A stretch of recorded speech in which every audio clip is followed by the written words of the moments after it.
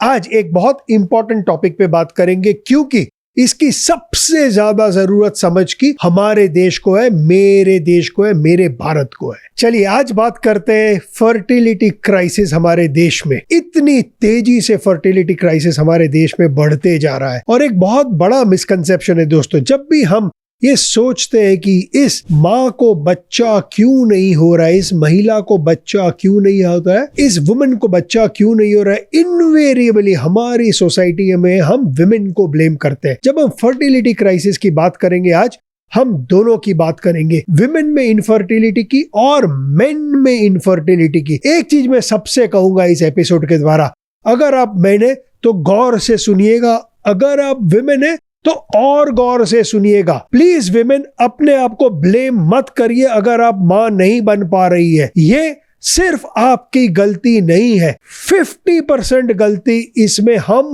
मर्दों की है। हाँ दोस्तों, जब हम इनफर्टिलिटी की बात करते हैं, जब हम ये बात करते हैं कि कोई महिला क्यों मां नहीं बन पाती है, हमेशा 50% फॉल्ट हमारा होता है। जब हम इंडिया की बात करते हैं तो करीबन 2.5 से 3 करोड़ इनफर्टाइल कपल्स है जो बच्चे को जन्म नहीं दे सकते हैं। इसका मतलब इंडिया में अगर हम आईवीएफ की बात करें तो 70 से 90 हजार साइकिल्स एन्युअली की जरूरत है। लेकिन अगर आप एक्चुअल ट्रीटमेंट की बात करें तो ये नंबर बहुत बहुत छोटे हैं। इसकी 2 वजह है दोस्तों।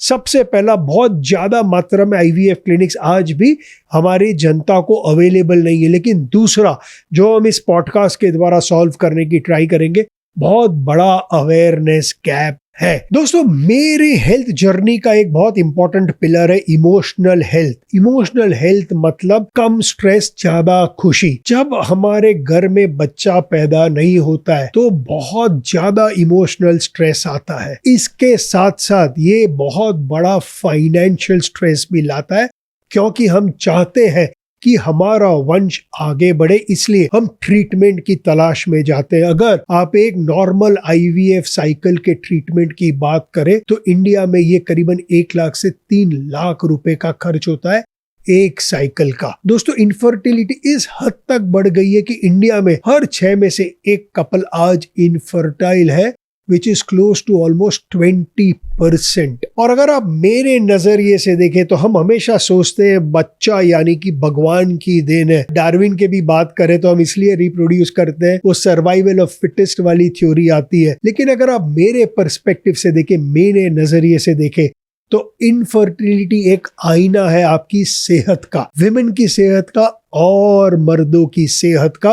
अगर आप इनफर्टाइल है तो ये एक रिफ्लेक्शन है आपकी हेल्थ का या आपकी फ्यूचर हेल्थ का। मैं तो यहां तक भी बोलूंगा कि फर्टिलिटी या इनफर्टिलिटी को एक बायोमार्कर ऑफ हेल्थ डिक्लेयर करना चाहिए गवर्नमेंट ऑफ इंडिया को। और आज मैं ये मुद्दा इसलिए उठा रहा हूं क्योंकि आपकी सेहत की तरह आप इनफर्टिलिटी को भी प्रिवेंट कर सकते हैं और क्योर भी कर सकते हैं। वो आज हम बात करेंगे। आज के पॉडकास्ट में हम डिस्कस करेंगे सबसे पहला इनफर्टिलिटी की डेफिनेशन क्या है साइंस में। दूसरा हम बात करेंगे इनफर्टिलिटी इन मेन, स्पेशली मेन के सीमेन के बारे में बात करेंगे। फिर हम बात करेंगे इनफर्टिलिटी इन विमेन, जिसमें दोस्तों हम आईवीएफ की भी बात करेंगे, एग फ्रीजिंग की भी बात करेंगे और what is the best time to get pregnant इसकी भी बात करेंगे। फिर दोस्तों हम बात करेंगे कि अगर आप इनफर्टिलिटी से गुजर रहे हैं तो आपके पास क्या ऑप्शंस है। और लास्ट में हम लाइफस्टाइल फैक्टर्स की बात करेंगे जो आपकी इनफर्टिलिटी को बहुत जोर से बढ़ाता है और आप इस रिस्क को कैसे कम कर सकते हैं। तो पहले बात करते हैं इनफर्टिलिटी की डेफिनेशन। साइंस में इनफर्टिलिटी को हम ऐसे डिफाइन करते हैं कि आप 1 साल अगर रेगुलर सेक्स कर रहे हैं, इसके बावजूद अगर आप कंसीव नहीं कर सक रहे, आपको बच्चा नहीं होता है, इसका मतलब आप इनफर्टाइल है। दोस्तों, जब हम सेक्स या इंटरकोर्स की बात करते हैं, हमेशा हम सोचते हैं हमें कितने समय तक सेक्स करना चाहिए जिसकी वजह से हम कंसीव कर सके या प्रेग्नेंट हो सके। इसकी कोई डेफिनेशन नहीं है साइंस में। आप नॉर्मली जैसे इंटरकोर्स या सेक्स करते हैं, अगर आप नॉर्मली सेक्स करते हैं 1 साल के लिए और इसके बाद भी अगर आप प्रेग्नेंट नहीं होते, इसका मतलब आप इनफर्टाइल है। दोस्तों, टॉप 10 रीजन क्यों ये फर्टिलिटी रेट इंडिया में इतने जोर से गिर रही है। सबसे पहला, अर्बनाइजेशन। जैसे जैसे सोसाइटी मॉडर्न हो गई है, देखा गया है इनफर्टिलिटी रेट्स बढ़ रही है, फर्टिलिटी कम हो रही है। दूसरा, लेट मैरिजेस। हमारे दादा नानियों के टाइम में शादियां जल्दी होती थी और प्राइम रिप्रोडक्टिव एज में हमारी दादी या नानी प्रेग्नेंट होती थी। तीसरा, स्मोकिंग और वेपिंग। हाँ, बहुत डायरेक्ट रिलेशनशिप है। अगर आप कंपल्सिव स्मोकर या वेपर है, स्पेशली मेरे टीन मेन और विमेन फ्रेंड्स ये देख रहे हैं, अगर आपको स्मोकिंग और वेपिंग की आदत लग गई, आगे जाके आप इनफर्टाइल होने के चांसेस हाई है। चौथा दोस्तों, दारू। हाँ दोस्तों, एक्सेस ड्रिंकर्स में देखा गया है कि इनकी फर्टिलिटी रेट्स कम हो जाती है, इनफर्टिलिटी रेट्स बढ़ रही है। पांचवा दोस्तों, ओबेसिटी। हाँ, ये बहुत कॉमन है। अगर आप बहुत ज्यादा वेट पुट ऑन करेंगे, आपकी फर्टिलिटी रेट गिरेगी। छठा दोस्तों, स्ट्रेस। अगर आप स्ट्रेस है, इसकी पैथोफिजियोलॉजी, मैंने स्ट्रेस के ऊपर एक पूरा पॉडकास्ट किया था। इसका इंपैक्ट होता है आपके ब्लड वेसल्स पे। ये सेम ब्लड वेसल रिस्पॉन्सिबल होती है आपके लिंग में, आपके पेनिस में, वो स्पर्म के पासिंग के लिए, जिसकी वजह से आप इनफर्टाइल, स्पेशली मेन इनफर्टाइल होते हैं। पोल्यूशन। हाँ दोस्तों, ये देखा गया है कि जो देश जहां पर ज्यादा पोल्यूशन होता है, वहां फर्टिलिटी रेट्स कम होते हैं। पीसीओएस। अगर आपको पॉलीसिस्टिक ओवेरी सिंड्रोम है तो आपको इनफर्टिलिटी के रिस्क हायर है। And last, sexually transmitted disease. हाँ दोस्तों, अगर आपको गायोनेरा या कोई एक डिजीज होता है, स्पेशली विमेन में, तो इन्फेक्शन के थ्रू आपके फर्टिलिटी के चांसेस कम हो जाते हैं। और मेन में दोस्तों, लास्ट, टेम्परेचर एक बहुत बड़ा रोल प्ले करता है। टेस्टिस जो हमारे होते हैं, जहां से स्पर्म निकलता है, अगर यहाँ बहुत ज्यादा गर्म टेम्परेचर होता है तो हमारी स्पर्म काउंट कम हो जाती है। आज के पॉडकास्ट में मैं कुछ अलग करूंगा, क्योंकि हम इनफर्टिलिटी की बात करते हैं। मैं सबसे पहले मर्दों में इनफर्टिलिटी की बात करूंगा, औरतों के पहले। जब हम मर्दों में इनफर्टिलिटी की बात करते हैं, इनवेरिएबली आ जाता है हमारे सीमेन या हमारे स्पर्म को लेके। जब हम इसकी बात करते हैं तो 4 बड़ी रीजंस होती है दोस्तों। सबसे पहले होता है वॉल्यूम ऑफ द स्पर्म। अगर आपका स्पर्म का वॉल्यूम एडिक्वेट नहीं है तो डिफिकल्ट है आपकी वाइफ को प्रेग्नेंट करना। दूसरा, हम बात करते हैं काउंट। आपका वॉल्यूम है लेकिन स्पर्म काउंट लो है तो भी प्रॉब्लम है। तीसरा, हम बात करते हैं मोटिलिटी की, क्या आपके स्पर्म आसानी से तैर सकते हैं कि नहीं। और चौथा, हम बात करते हैं स्पर्म मॉर्फोलॉजी की, मतलब आपके स्पर्म के शेप के बारे में। ये कोई भी वजह से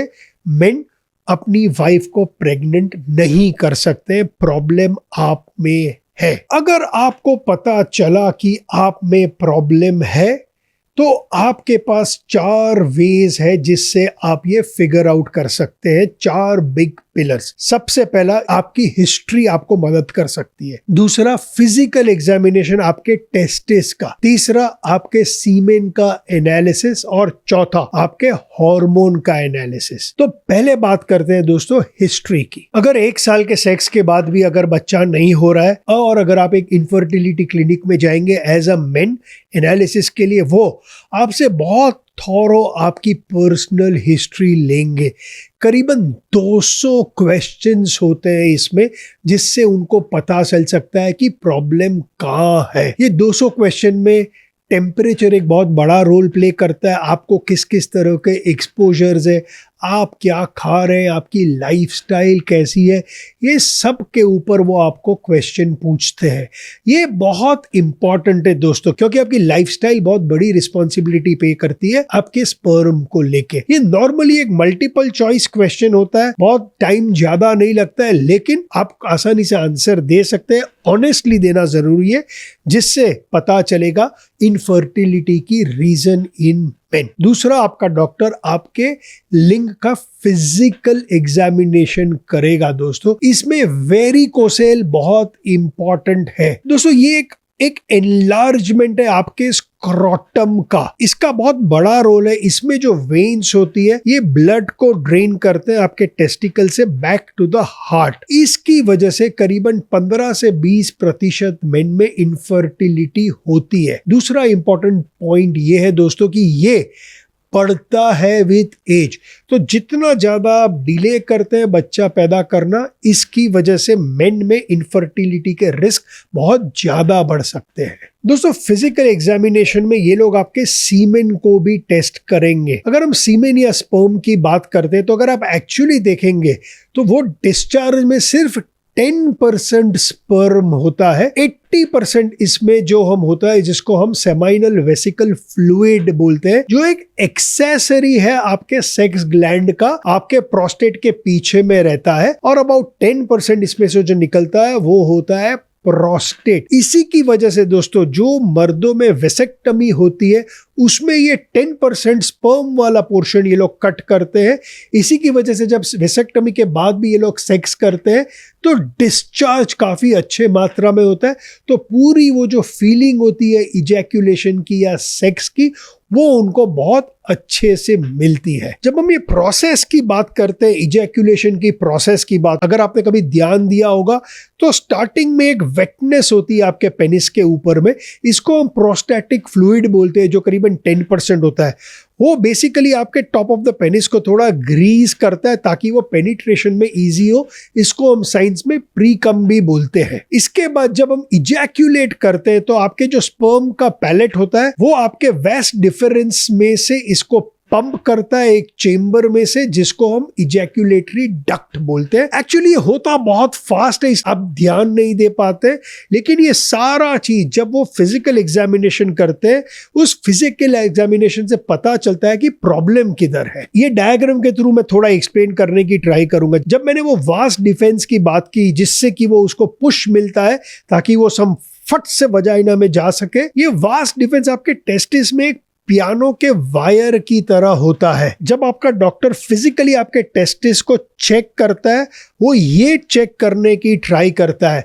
नॉर्मल एक्सपर्टीज लगती है ये फिगर आउट करने के लिए, लेकिन एक अच्छा डॉक्टर फिजिकल एग्जामिनेशन से बता पाएगा कि क्या ये प्रॉब्लम आपके वास्ट डिफेंस में, अगर वो पियानो जैसे वायर में कोई चैलेंज हो तो। दोस्तों, जब वो फिजिकल एग्जाम होता है तो आपका डॉक्टर कैंसर की भी खोज कर रहा है, वो इन्फेक्शन की भी खोज कर रहा है। इन्फेक्शन का दोस्तों एक बहुत बड़ा रोल है। जब हम मम्स की बात करते हैं दोस्तों, ये इंपॉर्टेंट है आपको सुनना। क्यों दोस्तों? क्योंकि आपकी जो टेस्टिस है, ये टेस्टिस के अंदर में किसी को जाना बहुत डिफिकल्ट है। जैसे हमारे ब्रेन के लिए जैसे कि एक ब्लड ब्रेन बैरियर है जिससे कि बहुत कुछ आसानी से ब्रेन में नहीं जा सकती है, कुदरत ने हमारे स्पर्म्स जो हमारे टेस्टिस से आते हैं इसको भी बहुत सॉलिड प्रोटेक्शन दिया हुआ है। इसमें बहुत कम चीज अंदर जा सकती है इसकी परमिशन के बिना। क्यों?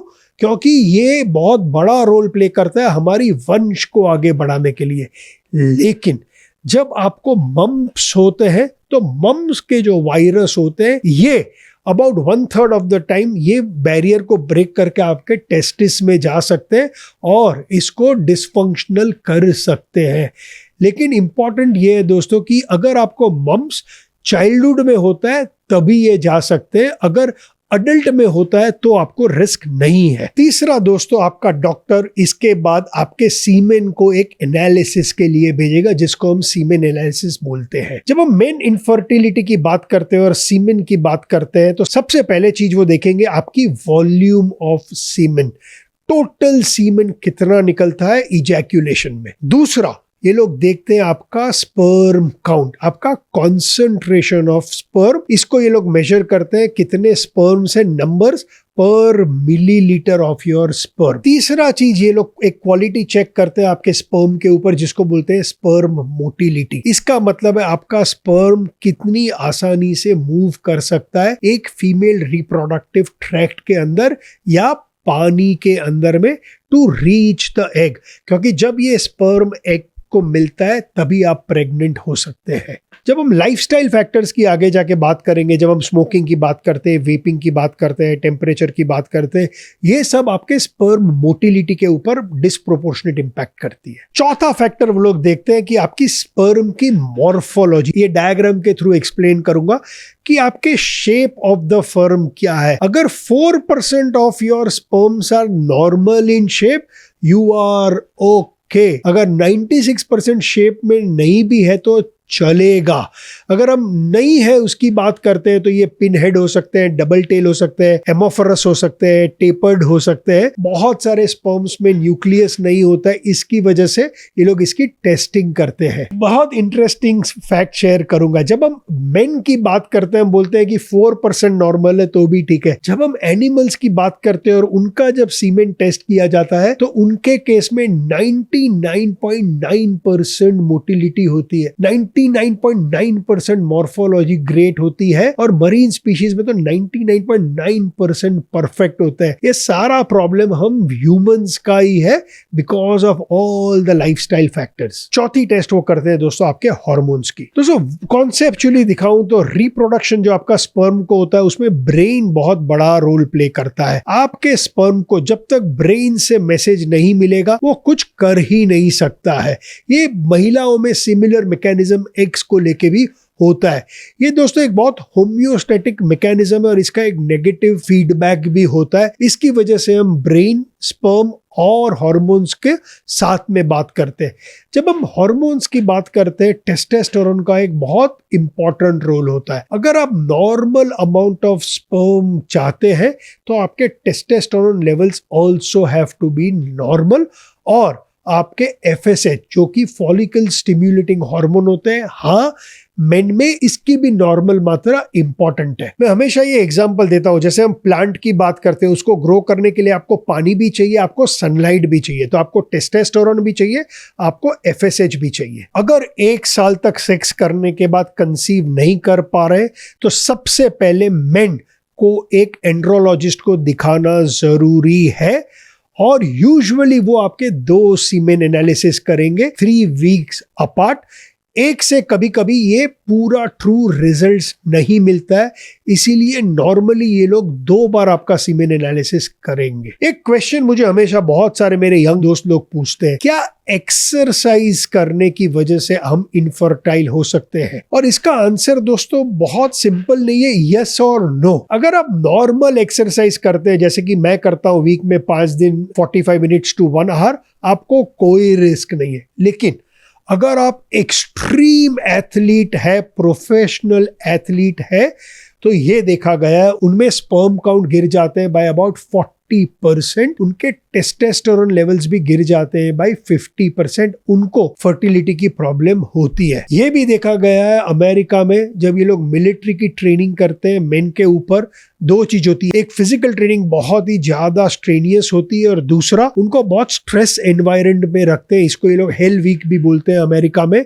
इसकी वजह से भी देखा गया है कि उनके स्पर्म काउंट भी लो होते हैं और इसके टेस्टोस्टेरोन लेवल्स भी लो होते हैं। अगर आप नॉर्मल एक्सरसाइज कर रहे हैं तो वो आपके स्पर्म के लिए ग्रेट है। एक्सट्रीम एक्सरसाइज कर रहे हैं लाइक अ प्रोफेशनल एथलीट तो प्रॉब्लम हो सकता है। दोस्तों लास्ट में हम मर्दों को यह समझाना चाहूंगा role of alcohol in infertility. और क्यों मैं बात करना चाहता हूं, क्योंकि मैंने आपको बताया कि हमारे जो टेस्टिस होते हैं वो बहुत प्रोटेक्टेड रहते हैं, बहुत कम चीज इसके अंदर जा सकती है। लेकिन जब हम अल्कोहल की बात करते हैं, इसके मॉलिक्यूल्स इतने छोटे होते हैं, ये ब्लड ब्रेन बैरियर को भी क्रॉस कर सकते हैं और ये आपके टेस्टिकल के बैरियर को भी क्रॉस करके अंदर जाते हैं।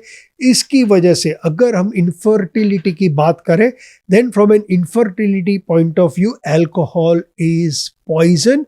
You should worry about it a lot. इसीलिए मैं बोलता हूं कि अगर आप कंसीव करने की ट्राई कर रहे हैं और आपको अल्कोहल की आदत है, आपको अल्कोहल को या तो गिव अप करना होगा या एकदम कम कर देना होगा। May be 1 drink a day is okay, इससे ज्यादा मत करिएगा, अदरवाइज बहुत डायरेक्ट इंपैक्ट होगा आपकी फर्टिलिटी के ऊपर। दोस्तों ये सारी रीजंस थी क्यों हम मर्द 50% इक्वली रिस्पॉन्सिबल है अगर महिलाएं कंसीव नहीं कर सकती है। और एक बार बोलूंगा, विमेन को ब्लेम करना बंद करो, आप भी रिस्पॉन्सिबल हो। अब आगे बढ़ते हैं दोस्तों, फीमेल इनफर्टिलिटी के बारे में बात करते हैं। दोस्तों एक चीज समझना जरूरी है, विमेन हम मेन से बहुत डिफरेंट है। एक सिंपल चीज बताऊंगा, जब हम बॉर्न होते हैं हमारी सप्लाई ऑफ स्पर्म अनलिमिटेड होती है थ्रू आउट द लाइफ। जब हम महिला या विमेन की बात करते हैं, they are born with finite number of eggs. इसके बाद उनके एग्स घटते ही जाते हैं एज के साथ, और at some point of time उनकी लाइफ में ये एग्स 0 हो जाएंगे। उसके बाद ये कंसीव नहीं कर सकती है। बहुत इंटरेस्टिंग डेटा है दोस्तों।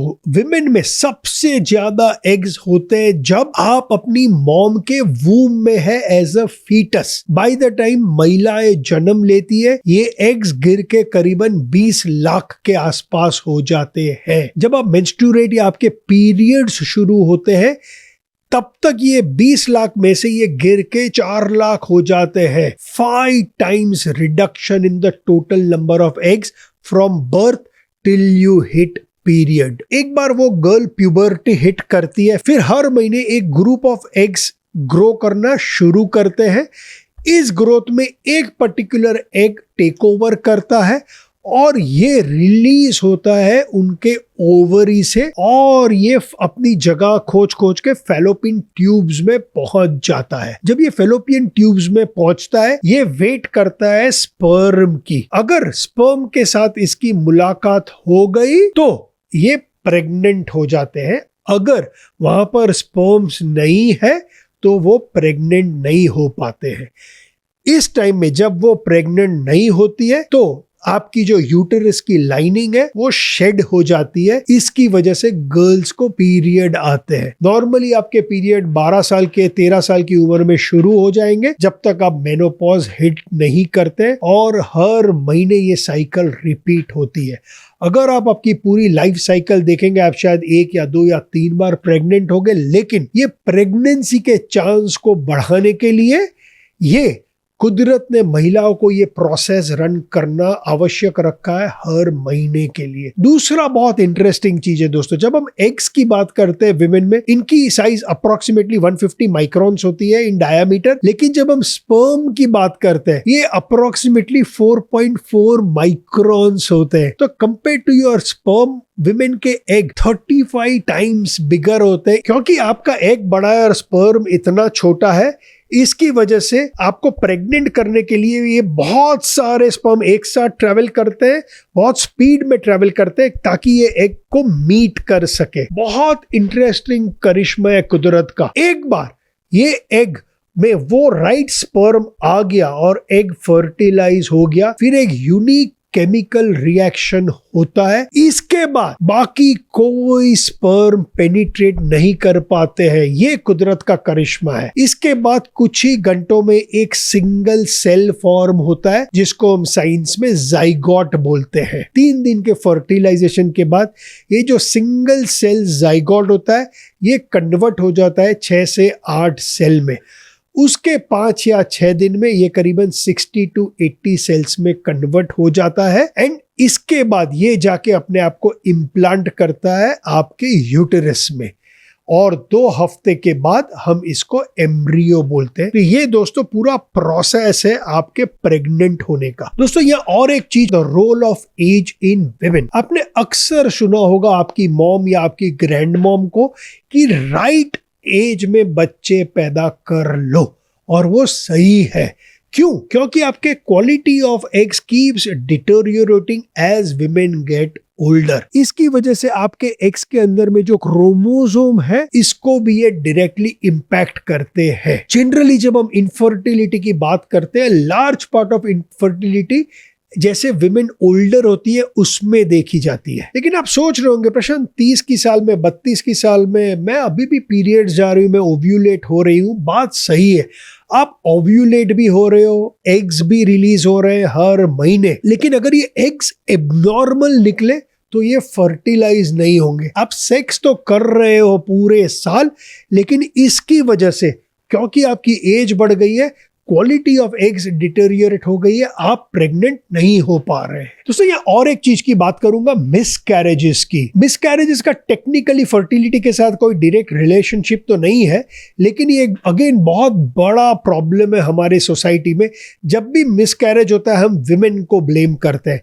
साइंस में मिसकैरेज को स्पॉन्टेनियस अबॉर्शन भी बोलते हैं। कुदरत अपने आप से आपको मिसकैरेज दे रही है क्योंकि कोई प्रॉब्लम है। नॉर्मली बोलते हैं कि अगर 20 हफ्तों के अंदर में आपकी प्रेगनेंसी अपने आप टर्मिनेट होती है तो इसको मिसकैरेज बोलते हैं। मोस्ट मिसकैरेजेस आपके फर्स्ट ट्राइमेस्टर यानी कि 13 हफ्तों के पहले होते हैं। वो जो महिलाओं को रिस्पॉन्सिबल मानते हैं इसके लिए, इसकी रीजन बहुत सारी हो सकती है। जेनेटिक एबनॉर्मेलिटी हो सकती है, एज हो सकती है, हार्मोनल इम्बैलेंस हो सकती है, यूटेरिन एबनॉर्मेलिटीज हो सकती है, इन्फेक्शन हो सकती है, ऑटो इम्यून इश्यूज हो सकते हैं, लाइफस्टाइल चाहे स्मोकिंग हुआ, अल्कोहल हुआ, ओबेसिटी हुई, ये भी हो सकती है। लेकिन ऑलमोस्ट 40% केसेस में ये अनएक्सप्लेन्ड होती है, नेचुरल होती है, कुदरती होती है। तो 50% मिसकैरेजेस तो पहले ट्राइमेस्टर में होता है, एक कंडीशन की वजह से होता है जिसको हम बोलते हैं एन्यूप्लॉइडी। ये एक ऐसी कंडीशन है जहां आपके क्रोमोसोम्स आपके सेल में है ये एबनॉर्मल होते हैं। नॉर्मली हमारे सेल में 46 क्रोमोसोम होते हैं, इसको हम 23 बेस पेयर भी बोलते हैं। यहाँ पर कहीं पर अगर एक क्रोमोसोम एक्स्ट्रा है या मिसिंग है तो प्रॉब्लम होता है। इसकी वजह से आपकी बॉडी ऑटोमेटिकली मिसकैरेज को ट्रिगर करती है। अगर आपकी बॉडी बहुत सारे केसेस में अनफॉर्चुनेटली ये कैरी ओवर हो जाता है, वो बेबीज बॉर्न भी होती है और कहीं ना कहीं सरवाइव भी करती है, लेकिन इनमें आपको डाउन सिंड्रोम मिलेगा। इसकी वजह से नेचुरल होता है आपका बॉडी को कि अगर वो लोग एबनॉर्मेलिटी क्रोमोसोम में डिटेक्ट करते हैं, एनियोप्लॉइडी डिटेक्ट करती है तो मिसकैरेज कर लेती है। विमेन में और एक चीज होती है दोस्तों, वो होती है इनफर्टिलिटी रिस्क बढ़ता है because of sexually transmitted disease. आपने गोनोरिया का नाम सुना होगा। इसकी वजह से अगर आपके वजाइना में इन्फेक्शन है, आपके वो रिप्रोडक्टिव ऑर्गन के अंदर में इन्फेक्शन होता है, तो जो आपकी ट्यूब में, उस ट्यूब में, वो फेलोपियन ट्यूब के अंदर में जाके वो इन्फेक्शन इस फेलोपियन ट्यूब को डायरेक्टली इम्पैक्ट करता है, जिसकी वजह से वो एग और स्पर्म मिल ही नहीं पाते हैं। इसकी वजह से भी इनफर्टिलिटी बढ़ सकती है। सो ये थी रीजंस दोस्तों विमेन में इनफर्टिलिटी की। अब आगे बढ़ते हैं कि चाहे वो इनफर्टिलिटी की रीजन मेन हो या वो इनफर्टिलिटी की रीजन विमेन हो, या आपको पता ही नहीं है आप क्यों इनफर्टाइल है, टेस्ट कराने के बाद मेन में भी कोई प्रॉब्लम नहीं है, विमेन में भी कोई प्रॉब्लम नहीं है, लेकिन आप प्रेग्नेंट नहीं हो पाते, साइंस में हम इसको अनएक्सप्लेन्ड इनफर्टिलिटी बोलते हैं। या अगर आप सेम सेक्स कपल हो या आप सिंगल विमेन हो, आप क्या कर सकते हैं कंसीव करने के लिए। इसमें सबसे पहले मैं बात करूंगा IUI की। IUI का मतलब है इंट्रा यूटेरिन इंसेमिनेशन। अगर कोई प्रॉब्लम नहीं है मेन में और विमेन में, या आप सेम सेक्स कपल है या आप सिंगल विमेन है, आप प्रेग्नेंट होना चाहती है, तो IUI should be your first option. ये बहुत ही लेस इन्वेसिव प्रोसेस है जिसको हम लोग बहुत नेचुरल फर्टिलिटी ट्रीटमेंट की तरह भी डील कर सकते हैं। सबसे पहले आपको चाहिए स्पर्म। ये स्पर्म या तो आप अपने पार्टनर से ले सकते हैं, या अगर आप सिंगल है या सेम सेक्स मैरिज में है तो आप एक डोनर के थ्रू भी ले सकते हैं। दोनों फ्रेश स्पर्म्स भी चलेंगे और फ्रोजन स्पर्म्स भी चलेंगे। ये स्पर्म को ये लोग लैब में ट्रीट करते हैं और फिर डायरेक्टली इंसर्ट करते हैं आपके यूटेरस में using a very thin catheter. ये करते हैं around the time of ovulation, ताकि आपके चांसेस ऑफ प्रेगनेंसी बढ़ जाए। क्या ये पेनफुल होता है? नहीं दोस्तों, बहुत ज्यादा पेनफुल नहीं होता है, बहुत सिंपल सा प्रोसेस है। IUI की सक्सेस रेट क्या है? जब हम प्रेगनेंसी की बात करते हैं हमेशा याद रखिएगा एज एक बहुत बड़ा रोल प्ले करता है। अगर आप एक यंग वुमेन है, आपके 20s में, आपकी success rate is equal to normal conception which is about 20 to 25% पर साइकिल। अगर आप 35 साल से ज्यादा की महिला है फिर ये ड्रॉप हो जाता है टू 10 to 15% पर साइकिल। अगर आप 40 से ज्यादा उम्र की है तो ये नीचे ड्रॉप हो जाता है 1 to 5% पर साइकिल। एक चीज दोस्तों याद रखना है कि जब हम प्रेगनेंसी की बात करते हैं, हम क्वालिटी ऑफ एग्स की बात करते हैं, यहीं पर एज बहुत बड़ा रोल प्ले करता है। अब बात करते हैं IVF की, यानी कि इन विट्रो फर्टिलाइजेशन, जो आजकल आप बहुत सुन रहे होंगे, बहुत सारी एड्स देख रहे होंगे। पहले बात करते हैं किनको IVF की जरूरत है। अगर आप सीवियरली इनफर्टाइल है, बहुत ट्राई करने के बाद भी प्रेग्नेंट नहीं होती है, IVF आपके लिए। अगर आपके ट्यूब्स ब्लॉक्ड है आपके लिए आईवीएफ है। अगर आपने आईयूआई ट्राई किया लेकिन फेल हुए, आईवीएफ आपके लिए। और अगर आप ओल्डर एज है और प्रेग्नेंट नहीं हो पा रहे तो आईवीएफ आपके लिए। पहला आईवीएफ बेबी बॉर्न हुआ था 1978 में यूनाइटेड किंगडम या ब्रिटेन या लंदन में। इसको बहुत फेमसली टेस्ट ट्यूब बेबी भी बोला जाता था। इसके बाद बहुत ज्यादा कंट्रोवर्सीज हुई। सबको लग रहा था कि हम ह्यूमंस गॉड प्ले करने की ट्राई कर रहे हैं। इसकी वजह से अगर आप चाहे तो एक बहुत इंटरेस्टिंग नेटफ्लिक्स डॉक्यू ड्रामा है जिसका नाम है जॉय, उसको देख सकते हैं। ये पूरा 1978 में पहले टेस्ट ट्यूब बेबी के ऊपर बनाया गया है। यूएस में पहला आईवीएफ बेबी बॉर्न हुआ था 1981 में, लेकिन आज हम 2025 में है। आईवीएफ बहुत ज्यादा कॉमन है। आईवीएफ की ट्रीटमेंट शुरू होती है with deep understanding and analysis of both women infertility जिसकी हमने बात की और मेन की इनफर्टिलिटी जिसके बारे में भी हमने बात की। आपकी ब्लड टेस्ट होगी, सीमेन एनालिसिस होगा, अल्ट्रासाउंड होगा, विमेन के क्वालिटी ऑफ एग्स की जांच होगी। ये सारे चीज करने के बाद ये लोग डिसाइड करेंगे आपकी आईवीएफ के बारे में। ये करीबन 2 से 3 महीना लगता है आपकी पूरी एक आईवीएफ साइकिल को कंप्लीट करने के लिए। ये शुरू होता है आपकी पीरियड्स के साथ, डिपेंडिंग ऑन आपकी एज क्या है। एंड शुरू में आपको 2 हफ्ते ये लोग एक बर्थ कंट्रोल पिल्स पे रखते हैं। इसकी एक वजह है, जब आप बर्थ कंट्रोल पे रहते हैं ये आपके ओवरीज को सप्रेस करते हैं। क्यों?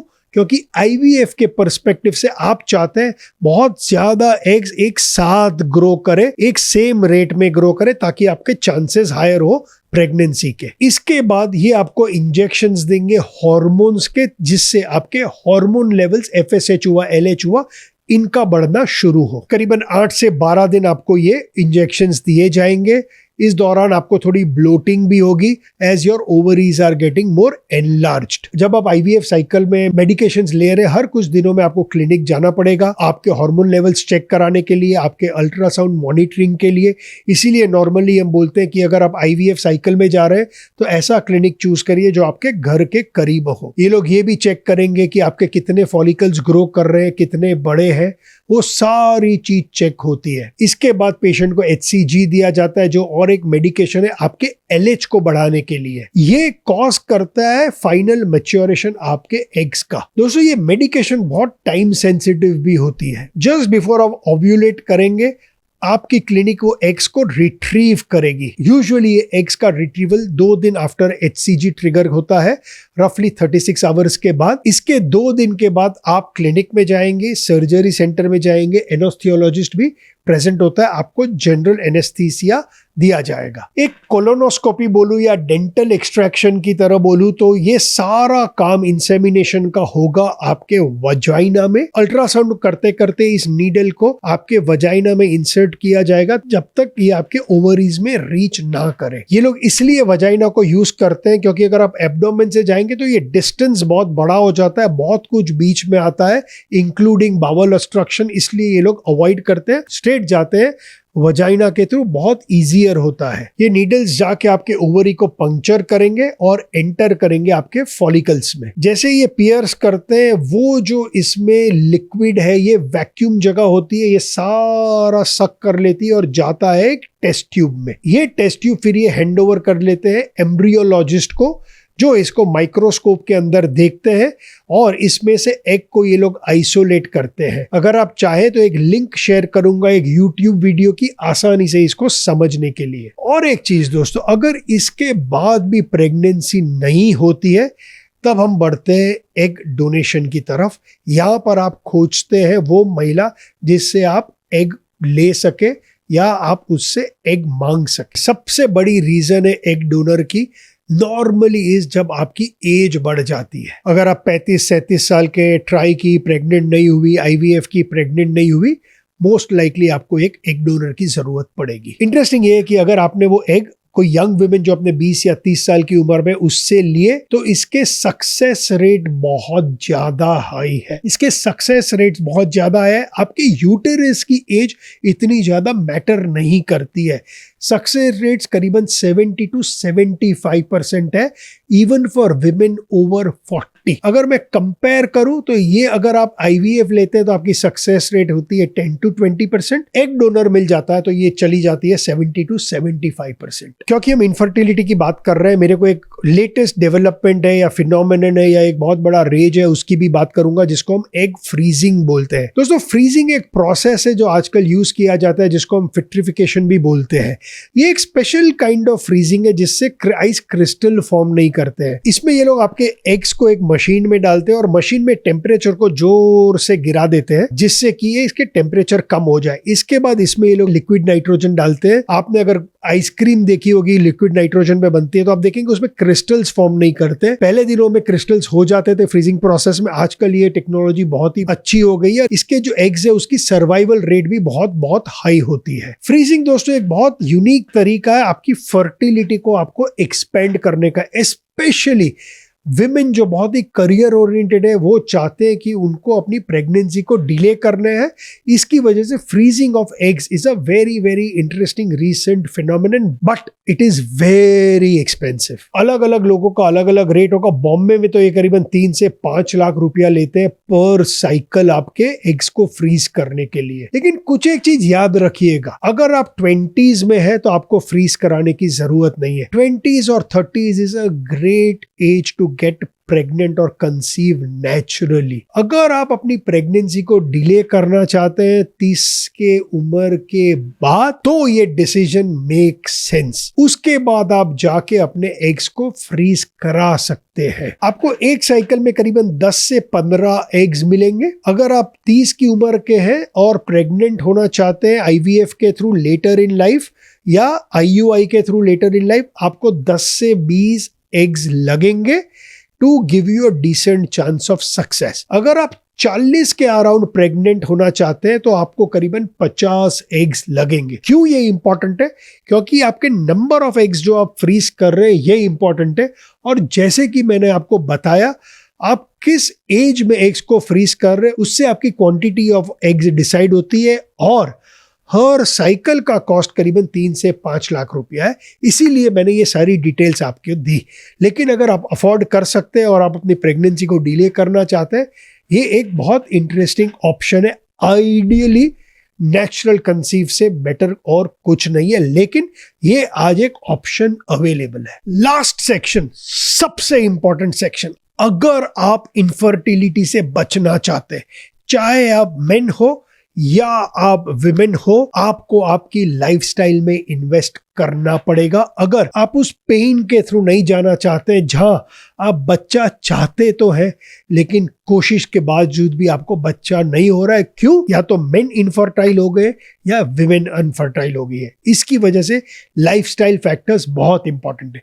इसमें सबसे इंपॉर्टेंट रोल होता है नींद का, स्लीप का। मैंने स्लीप के ऊपर भी एक पूरा पॉडकास्ट किया है। अगर आपकी स्लीप डिसरप्टेड है तो ये विमेन पर्सपेक्टिव से उनकी ओव्यूलेशन और इनकी फर्टिलिटी को डिसरप्ट करेगी। अगर आप सिर्फ 1 घंटा कम सो रहे हैं तो आपके टेस्टोस्टेरोन लेवल्स मेन में जो आपसे 10 साल ओल्डर है उसके लेवल में हो जाएंगे। मतलब आप है तो 20 साल के लेकिन आपके टेस्टोस्टेरोन लेवल्स 30 साल की उम्र है।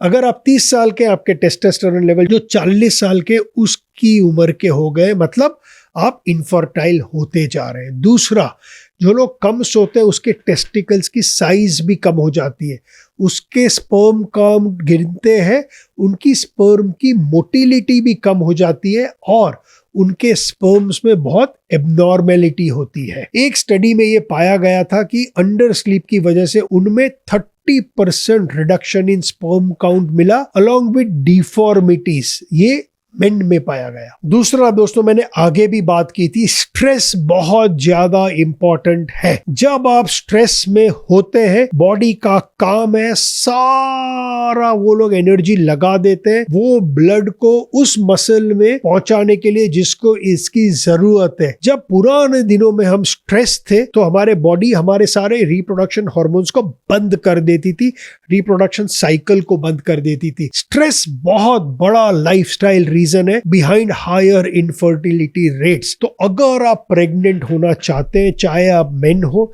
या आप विमेन हो, इंश्योर करिए आपकी लाइफ में स्ट्रेस कम हो। एक्सरसाइज दोस्तों, exercise is great for both sperm production and women fertility. मैंने एक्सट्रीम एक्सरसाइज की बात की थी। यहाँ पर साइंस में एक कॉन्सेप्ट है रेड्स बोल के, relative energy deficiency in sports.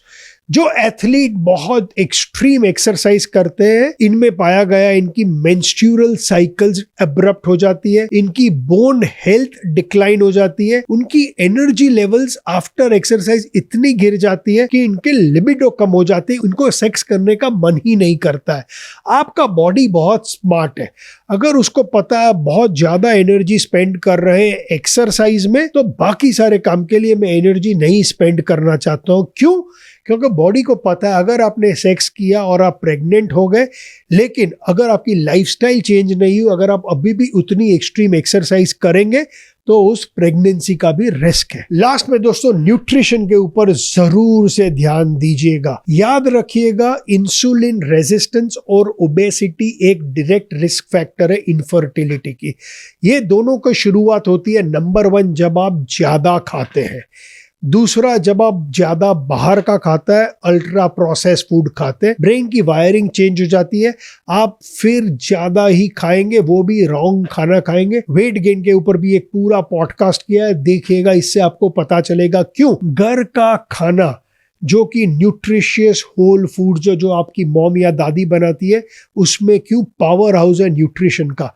High protein diet, good fats, lots of vegetables and fruits, beans, nuts, fish, eggs. General principle, इसको ज्यादा खाएंगे तो बाकी आप नहीं खाएंगे, आप मोटे नहीं होंगे। अगर लेटर इन लाइफ आप चाहते हैं कि आपके स्पर्म की क्वालिटी क्वांटिटी अच्छी रहे और आपको पीसीओएस नहीं हो, तो प्लीज मोटे मत होइएगा। Last, supplements. जब हम सप्लीमेंट्स की बात करते हैं, आयरन, फॉलिक एसिड और vitamin D disproportionate role play करते हैं, तो इसको जरूर से मेजर करिएगा और अगर डेफिशिएंट है तो प्लीज सप्लीमेंट्स ले लीजिएगा, आपको मदद करेगा। सो दोस्तों, ये था आज का पॉडकास्ट इनफर्टिलिटी के ऊपर, मेन और विमेन। मेरे लिए बहुत ज्यादा इंपॉर्टेंट था ये पॉडकास्ट, क्योंकि मेरा खून खौल जाता है जब हम विमेन को रिस्पॉन्सिबल करते हैं। जब बच्चा नहीं होता है, हम बोलते हैं सब उसी की गलती है। अगर आज का पॉडकास्ट आपने देखा होगा, स्पेशली फर्स्ट हाफ, आप समझ गए होंगे कि गलती हम मर्दों की भी इक्वल है। दूसरा, मैं ये एडुकेट करना चाहता था कि हमारी फर्टिलिटी रेट्स बहुत जोर से गिर रही है लाइफस्टाइल की वजह से। आपकी लाइफस्टाइल को आपको बेटर करना पड़ेगा अगर आगे जाके आप इनफर्टाइल या आप चाहते हैं कि आपका वंश आगे बढ़े। तीसरा, मैं हाईलाइट करना चाहता था द रोल ऑफ एज। दोस्तों, याद रखिएगा, as you age, specially women, आपके नंबर ऑफ एग्स रिड्यूस होंगे, आपकी रिस्क ऑफ इनफर्टिलिटी और your ability to conceive goes down. So remember that. If you are a very independent, career-oriented, ambitious woman, चिंता करने की जरूरत नहीं है। IUI, IVF, freezing of egg, egg donation, ये सारे ऑप्शंस आपके पास है टू गेट प्रेग्नेंट। दोस्तों, ये था मेरा रीजन आज का पॉडकास्ट करने का। आशा है आपको पसंद आई होगी, और अगर पसंद आया है तो प्लीज भारी मात्रा में इस पॉडकास्ट को व्हाट्सएप में आपके फ्रेंड्स और फैमिली के साथ प्लीज जरूर से शेयर करिएगा, और प्लीज लिखिएगा आपको कैसा लगा, क्या कमेंट्स है आपके, कुछ मैंने मिस आउट किया इनफर्टिलिटी के पर्सपेक्टिव से, मैं लर्न करना चाहूंगा। और प्लीज शेयर करिएगा ऐसे और कौन से टॉपिक्स के ऊपर आप चाहते हैं मैं डिटेल्ड में एक पॉडकास्ट बनाऊं। लास्ट में दोस्तों एक रिक्वेस्ट रहेगी, प्लीज मेरे चैनल को भारी मात्रा में सब्सक्राइब करिए। बहुत जल्दी मैं अपने पॉडकास्ट में बेस्ट ऑफ फर्टिलिटी डॉक्टर्स को ऑल अराउंड द वर्ल्ड से यहाँ लाना चाहता हूँ, इंडिया के बेस्ट डॉक्टर्स को लाना चाहता हूँ, जिससे मैं भी सीखूं और आपको भी सिखा पाऊँ। तो प्लीज मेरे चैनल को सब्सक्राइब करिएगा। और लास्ट में इस एपिसोड में स्पेशली मैं बोलूंगा, इंडिया, सोच बदलो, सेहत बदलो, फर्टिलिटी बदलो, देश बदलो। जय हिंद।